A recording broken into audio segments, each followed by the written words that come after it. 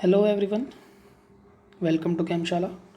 In today's class, we are going to discuss one of the topics from class 12th chemistry from the chapter solutions, which is solubility of solid in liquid.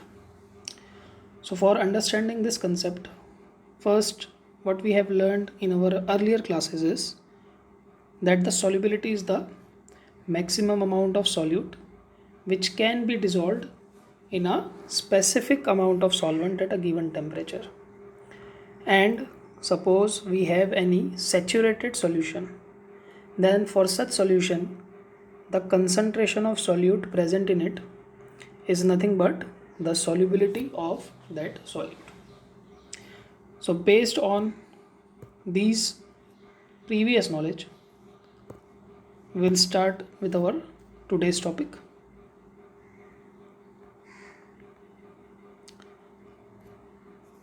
So first of all, we know that the solids are such entities which are made up of large number of particles bound to one another by a strong force of attraction, and these particles may be in the form of molecules, atoms or ions. So for example, suppose we have shown here two solids. First is sodium chloride, and we all know that sodium chloride is an ionic solid. So it will be made up of Na plus and Cl negative as cations and anions respectively. And on the other hand, if we consider glucose, then glucose is made up of large number of C6H12O6 molecules which are again bound together by a strong force of attraction.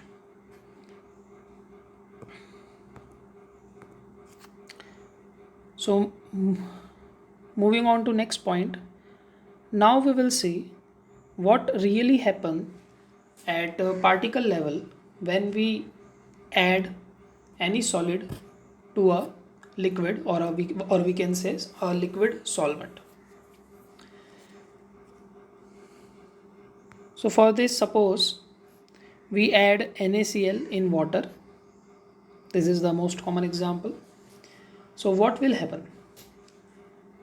Now the water molecules, we all know that water molecules are polar in nature. That means the H atom of water molecule carries a partial positive charge, while the oxygen atom carries partial negative charge. And due to these partial charges, the water molecules start attracting the oppositely charged ions from the surface of our solid. Suppose this is our solid NaCl and it is made up of cations and anions. So from the surface, the oxygen atom of water will try to attract the cation because oxygen is negative, and it will attract the positive cation.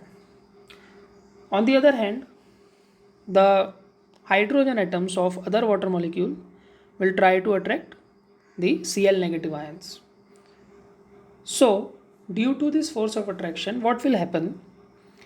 Slowly the cations and anion will come out from the surface of its lattice.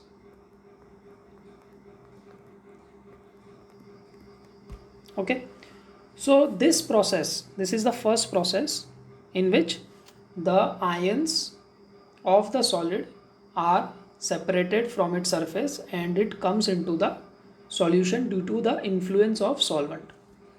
This process or this step is called as dissolution. Okay, so it can be represented as, suppose we have NaCl as solid,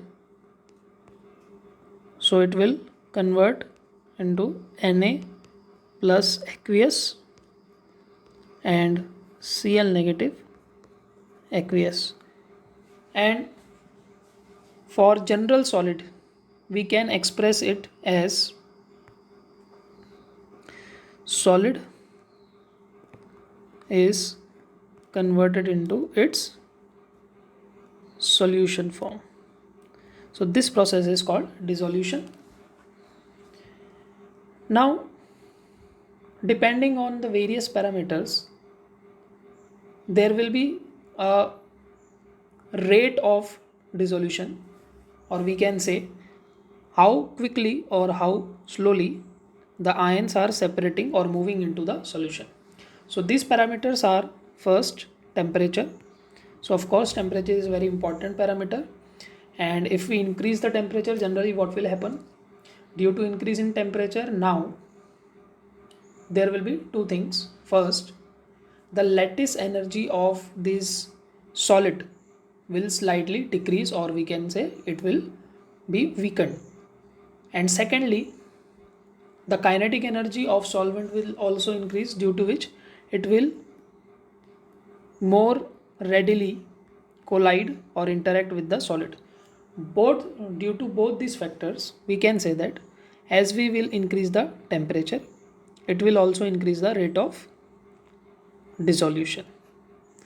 Second is amount of solvent. So if we increase the amount of solvent, what will happen? Again, more solvents will be available for the interaction, and per unit time, more number of ions will be separated from the solid. So again, it is also directly proportional, we can say.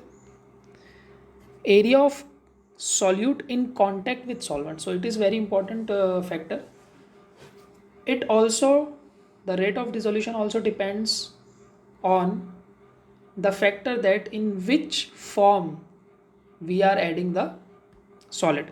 Suppose we are adding the solid in large blocks, then it will have relatively less number of ions on the surface. So there, in spite of large number of solvent, there will be lesser interaction between them. Due to this, rate of dissolution will be less. But if we add the same amount of solid but in granular form, or we can say in fine powder form, large number of its ions will be on its surface, and there will be the maximum interaction between the solvent and the solid. So therefore the rate of dissolution will also increase. So greater the area of solute in contact, greater will be the rate of dissolution. And last one is the stirring, or we can say agitation. So due to stirring, we are generally applying a mechanical force which is facilitating greater interaction between solvent and solute. So again, stirring helps in the dissolution process, and it will be directly proportional. So moving on to next point. So what we have learned up to now, then whenever we add any solid in a liquid solvent, first step is the dissolution. Now, as soon as ions are separated from the solid and move into the solution, they are called as the hydrated ions, because they are surrounded by the solvent molecules, or we can say water molecules in this case. So it will be seen something like this. So we can see clearly that here this Na positive cation is attached with water molecule with a weak force of attraction. So this whole structure is what we call as hydrated ion. So it is hydrated cation, and this is hydrated anion. So as soon as dissolution starts, there is again another process which starts simultaneously. And what is that process? The process is crystallization. Now what is crystallization? When ions are separated from the solid in the form of hydrated ion, these hydrated ions continuously move around in the solution. So during their movement, again there is a chance that these hydrated ions comes closer to that solid, and when these ions come closer, there is a chance that the ion or cation or anion of that solid settle back on its surface due to their collision, or we can say interaction. So what is happening here? After dissolution, the ions are getting hydrated, and these hydrated ions during their motion can sometimes collide or interact again back to the solid, giving back its ion on its surface. This settling of ion from solution onto the surface of solid is called as crystallization. So basically, crystallization is the reverse process of dissolution. So we can represent it as solution is again converting into a solid form. So again, crystallization will also have some speed, which is called as rate of crystallization, and it will depend on the following factors. First, nature of solid. So we all know that different solids will have different size of cation and anion, and different lattice enthalpies, and different force of attraction between them. So all these factors contribute to the difference in the rate of, or we can say affecting the rate of crystallization. Some solute will crystallize very quickly, easily, while some will rather slowly crystallize on its surface. Second is the concentration of solution. So what is basically concentration of solution? If we suppose increase the concentration of solution, so that solution will have a greater amount of hydrated ions, and there will be a greater interaction between the hydrated ions and the solute which is present in the solution. So therefore, whenever we increase the concentration of solution, rate of crystallization also increases due to greater interaction. Again, temperature here also play an important role. Since increasing the temperature was resulted in increasing the rate of dissolution, it will simultaneously decrease the rate of crystallization. And last one are the impurities. So what are impurities? There will be certain ions, or we can say solids, which will provide their surface and facilitate the crystallization process. So if some other substances are also present, they may also affect the rate of crystallization. So this is what about the crystallization. So we have learned that when we add solute, then there are two processes which are going on simultaneously. First is dissolution, and the second one is crystallization. So now what we have to consider here, that when we add solute at low concentration, it means if in a solution solid is present in a smaller amount, then always the concentration of solution will be low, and therefore rate of dissolution will be always higher than the rate of crystallization. Why is it so? Because due to lower concentration, there is a greater amount of solvent, so free solvent. So such free solvent molecules will readily remove the ions from the surface of solid, resulting in a greater speed or greater extent of dissolution rather than crystallization. At this point, there is net dissolution. Suppose 10 ions of solid are getting dissolved. So in the same amount of time, lesser number of ions, hydrated ions, will get settled back on the surface. And at this stage, we call that the solution is unsaturated, because we can add more amount of solute which can be dissolved. So now, what happens if we increase the concentration? We have already learned that on increasing the concentration, rate of crystallization will also increase, but rate of dissolution will simultaneously decrease. So rate of dissolution will decrease and rate of crystallization will increase here on increasing the concentration. Slowly, the difference between the rates of these two processes will decrease, and now as we continue to add little bit of solute every time, a concentration will come at which the rate of dissolution and crystallization will become equal.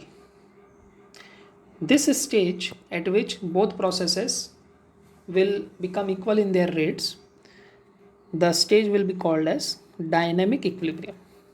So we all know about dynamic equilibrium. It is the state at which the opposite processes go on the same speed. But what is meant by dynamic? That after attaining equilibrium also the processes are continuously going on. They have not stopped. So at this point there will be no net dissociation or crystallization. No net dissociation or crystallization, because suppose we have 50 ions which are going into the solution per second. So again 50 hydrated ions from the solution will settle on solid per second. So what is happening here? The amount of ions in solid form and the amount of ions in hydrated form are not going to change further. They are interconverting but at the same speed, therefore they will not be changed in their respective amounts. And at this point we say that the solution obtained is saturated. And if we try to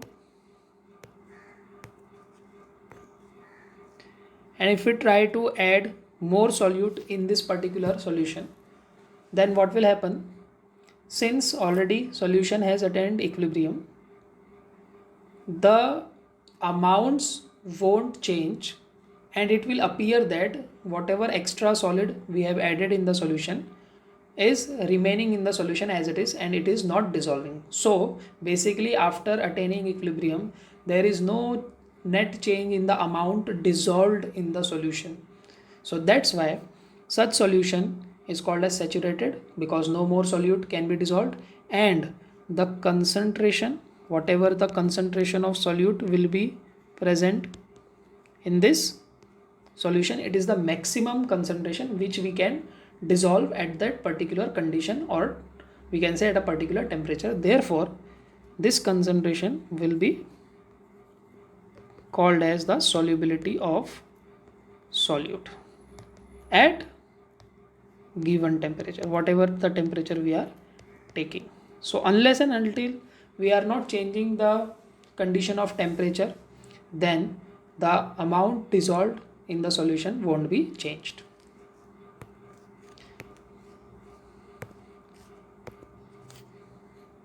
So now the next point is, what do you mean by unsaturated, saturated and supersaturated solution? So basically I hope you all have understood that what will happen if we add any solute in a liquid solvent, and how it will dissolve, how it will start from its unsaturated point to reach the saturation point. So now the solution, we have already seen this, the solutions in which more solute can be dissolved at the given temperature. So basically such solutions have not attained equilibrium yet, and there is net dissociation. There is always net dissociation because the rate of dissociation is greater and solute is dissolving. So the example of such solution we have taken, suppose in 100 ml water at 20 degrees Celsius, if we are adding NaCl anywhere less than 36 gram, then it will be unsaturated, because there will be scope of dissolving more of NaCl in such solution. On the other hand, if the solution has attained equilibrium, then there is no net either dissociation or crystallization, and the extra amount of or more amount of solute cannot be dissolved at a given temperature. So such solution are called as saturated, and we have already said that concentration will be called as solubility for such solution. So if we add 36 gram, especially exactly 36 gram of NaCl in 100 ml of water at 20 degrees Celsius, then in that solution we cannot dissolve more NaCl at the same temperature. So this is the example of saturated solution. Now again, there is a third type of solution also, which is called as supersaturated solution. So what is supersaturated solution? These are the solutions in which at a given temperature the amount of solute which is dissolved is greater than its solubility at the same temperature. So suppose we have said that 36 gram of NaCl is the maximum amount under normal condition in 100 ml of water at 20 degree. So suppose anyhow at the same temperature, that is 20 degree, if we can dissolve more than 36 gram NaCl, then that solution will be supersaturated. But the question is, how is it possible? So first of all, we should know that large number of solute cannot be converted into supersaturated solution easily. So there are very few examples of this. So first of all, we'll see how is it possible. What we have to do first, suppose this is the example we have shown here, aqueous sodium acetate solution. So we'll talk about this. So its solubility at 30 degrees Celsius is 125 gram per 100 ml, and at 60 degrees Celsius is 137 gram per 100 ml. Okay. What we will do, first we will prepare the solution of sodium acetate and raise its temperature up to suppose 60 degree, so that we can dissolve 137 gram of it in 100 ml. After preparing this saturated solution at 60 degrees Celsius, we have 137 gram of sodium acetate. Now we will carefully and very slowly cool this solution and bring this solution at a lower temperature. Suppose we bring at 30 degree. So we know that at 30 degrees Celsius, although its normal solubility is 125, but its 137 gram will remain dissolved if we carefully cool this temperature. So now at 30 degrees Celsius, instead of 125, we have 137 gram of sodium acetate in it. So it is the amount greater than its normal solubility. So in this way we can prepare the supersaturated solution. But it is to be done very carefully, because if any disturbance or any mistake is there, then that extra amount will be precipitated in the form of a solid, and we won't get supersaturated solution. Okay, moving on to the next point. Now we have to see what is the effect of temperature and pressure on solubility of a solid. So as we have already discussed in the above points also, basically a solute will dissolve in a solvent or not.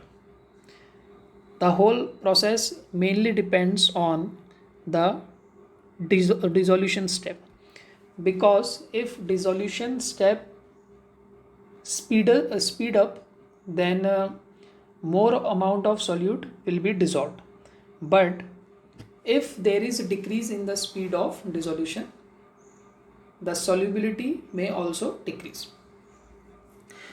Now, whenever any solid is dissolved, or we can say undergo dissolution step,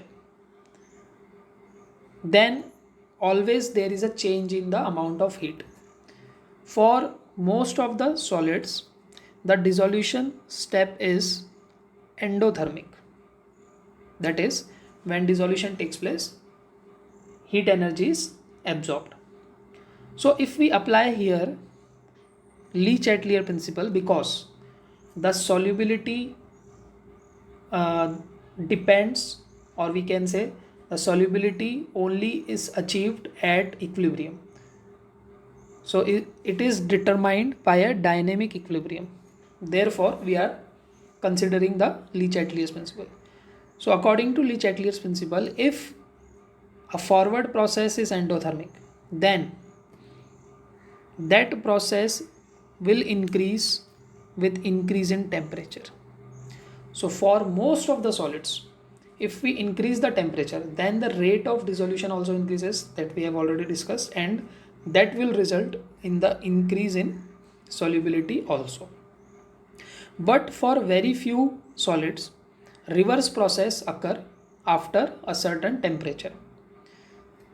When we try to increase the temperature, since its dissolution process is exothermic, for some of the solids dissolution process is exothermic, therefore after increasing the temperature up to a certain extent, if we again increase the temperature, the solubility will decrease instead of increasing.